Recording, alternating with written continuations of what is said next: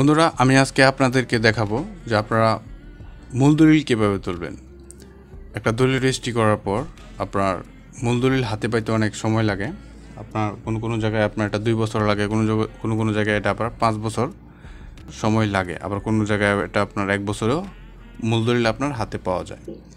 তো মূল দলিল আপনার হাতে পাইতে দেরি হলে আপনার অল্টারনেটিভ অপশন হচ্ছে আপনার নকলের সার্টিফাইড কপি তুলে নেওয়া। তো পরবর্তী সময় যখন আপনারা মূল দলিল তোলার জন্য কী লাগে, কী জমা দিতে হয়, তো আজকের ভিডিওতে আমি আপনাদেরকে এটাই দেখাবো। মূল দলিল অনেক গুরুত্বপূর্ণ, তার কারণ হচ্ছে যখনই আপনারা কোনো ব্যাংক থেকে যখন কোনো লোন নিতে যাবেন কিংবা জমি পরবর্তী সময় যখন আপনারা বিক্রি করতে চাইবেন, তখন কিন্তু আপনার যারা ব্যাংকের কর্মকর্তারা আপনার মূল দলিল চাইবে যে মূল দলিল কোথায়, এবং পরবর্তী সময় যখন আপনার জমিটা বিক্রি করতে যাবেন তখন কিন্তু তারা আপনার কাছে চাইবে মূল দলিলটা চাইবে। তো এই জন্য মূল দলিলটা আপনার অনেক গুরুত্বপূর্ণ। তো মূল দলিলটা আপনারা কীভাবে তুলবেন আমি আজকে আপনাদেরকে এই ভিডিওতে এটাই দেখাবো। আমি শামীম মুক্তার, শ্রীপুর সাব রেজিস্ট্রি অফিসের দলিল লেখক, শ্রীপুর গাজীপুর। তো আমার এই ইউটিউব চ্যানেলে আমি দলিল রিলেটেড এবং খারিজ পর্চা ইত্যাদি বিষয় নিয়ে আলোচনা করে থাকি। তো যারা আমার চ্যানেলে নতুন তারা অবশ্যই চ্যানেলটি সাবস্ক্রাইব করে রাখবেন যাতে পরবর্তী আপডেটগুলো মিস না হয়।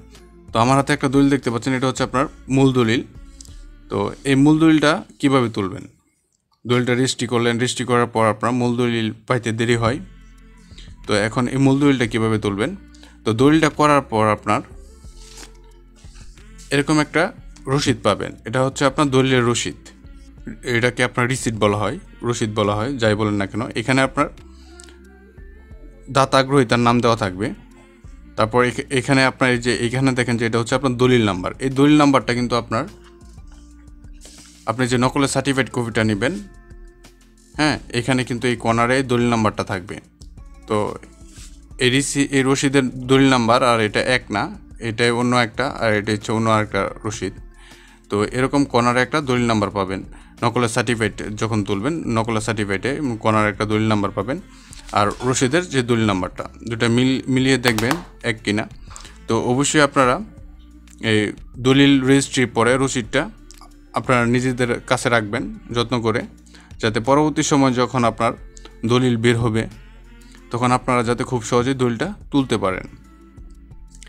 এখন যখন আপনার দলিল বের হয় তখন আপনার সাব রেজিস্ট্রি অফিসে দেখবেন যে ওইখানে আপনার সিরিয়াল দেওয়া আছে, যে দলিলটা যদি আপনার 2014-তে করে থাকেন তাহলে আপনি ওইখানে দেখবেন যে সাইনবোর্ডের মধ্যে লেখা থাকবে যে 2014 সালের দলিল বিতরণ 2014 থেকে 14 সালের আপনার 7,000 পর্যন্ত বার হয়েছে, 1 থেকে 7,000 পর্যন্ত বের হয়েছে, কিংবা 7,000 থেকে 8,000 পর্যন্ত বের হয়েছে, দলিল বিতরণ চলতেছে।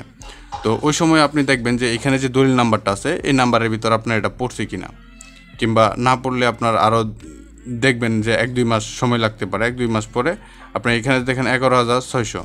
তো এরকম আপনি দেখে নেবেন যে আপনার দলিল নাম্বারটা ওইখানে মানে আছে কিনা, এর মধ্যে আছে কিনা। তো এই দলিলের রসিদটা আপনারা যে সাব রেজিস্ট্রি অফিসে যিনি মুহুরি আছে ওনার কাছে দিবেন, ওনার কাছে জমা দিবেন। ওনার কাছে জমা দেওয়ার পরে হ্যাঁ, অপর পৃষ্ঠায় আপনি এখানে যিনি আর কি গ্রহীতা এবং দাতা উভয়ের নাম লিখে এবং যিনি আর কি জমা দিবেন ওনার নাম লিখবেন। দাতার নাম লিখবেন এখানে, গ্রহীতার নাম লিখবেন এখানে, তো যিনি জমা দিবেন ওনার নাম লিখবেন এখানে। তো জমা দেওয়ার পরে আপনি দলিলটা মানে অল্প কিছু সময় লাগবে, 20-30 মিনিট সময় লাগবে। তারপর আপনাকে মূল দলিলটা দিয়ে দিবে। আর মূল দলিল দেওয়ার সময় আপনার রিসিটটা রেখে দিবে। রিসিটটা কিন্তু আপনাকে দেবে না, রিসিটটা তারা রেখে দিবে, আপনাকে মূল দলিল দিয়ে দিবে।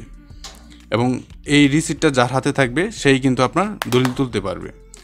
তো এক্ষেত্রে আপনাকে রিসিটের ফটোকপি কিন্তু দিলে হবে না, ও অরিজিনাল যে রিসিটটা এটা দিতে হবে। তো আমার হাতে যে রসিদটা আছে এটা হচ্ছে আপনার ফটোকপি, এটা হচ্ছে আপনার একটা রসিদের ফটোকপি। তো এটা মূল রসিদ না। তো অবশ্যই আপনার দলিল তুলতে গেলে আপনাদের মূল রসিদ লাগবে, ফটোকপি জমা দিলে আপনার দলিল তারা দিবে না। তো আপনার রসিদে আরও দেখতে পারবেন এখানে যে দেখেন এখানে তারিখ দেওয়া আছে, হ্যাঁ, যেদিন আপনার রেজিস্ট্রি হয়েছে, এখানে দলিল নাম্বার দেওয়া আছে, তারপর এখানে ক্রমিক নং দেওয়া আছে, রসিদের ক্রমিক নং এটা। তারপর এখানে আপনার দেওয়া আছে এটা কি দলিল, কবলা দলিল, এটা সাব কবলা দলিল এখানে দেওয়া আছে। তারপর এখানে দেওয়া আছে আপনার মূল্য। তো এই জিনিসগুলো কিন্তু আপনার দলিলের সাথে মিল পাবেন। আপনি যে নকলের সার্টিফিকেট কপিটা নেবেন ওই সার্টিফিকেট কপির সাথে এই জিনিসগুলো মিল পাবেন। তো এখন দলিল তুলতে গেলে আপনার কত টাকা খরচ হবে, কত টাকা ফিস আসে। তো এই ফিসটা আপনারা দেখবেন যে মূল দলিলটা তুলবেন, মূল দলিলটা দেওয়ার সময় আপনারা দলিলের পিছনে দেখবেন, আপনার দলিলের পিছনে যে এই জায়গায় দেখবেন যে এখানে আপনার লেখা থাকবে তাদের যে আপনার ফিস 100 টাকা হতে পারে, 80 টাকা হতে পারে, 150 টাকা হতে পারে। বিভিন্ন দলিলের ফিস বিভিন্ন রকম আসে। তো এই জিনিসটা দেখে নেবেন ভালোভাবে যে আপনার দলিলের কত ফিস আসছে। তো বন্ধুরা, আশা করি আমি ছোট একটা ভিডিওর মধ্যে দিয়ে বোঝাতে পারছি আমি আপনাদেরকে যে মূল দলিল আপনারা কীভাবে তুলবেন। যদি আপনাদের বুঝতে কোনো সমস্যা হয় অবশ্যই ভিডিও কমেন্ট বক্সে কমেন্ট করে জানাবেন। ভিডিও ডিসক্রিপশনে আমার ফোন নাম্বার দেওয়া আছে, আপনারা চাইলে ফোনেও আমার সাথে যোগাযোগ করতে পারেন। আল্লাহ হাফেজ।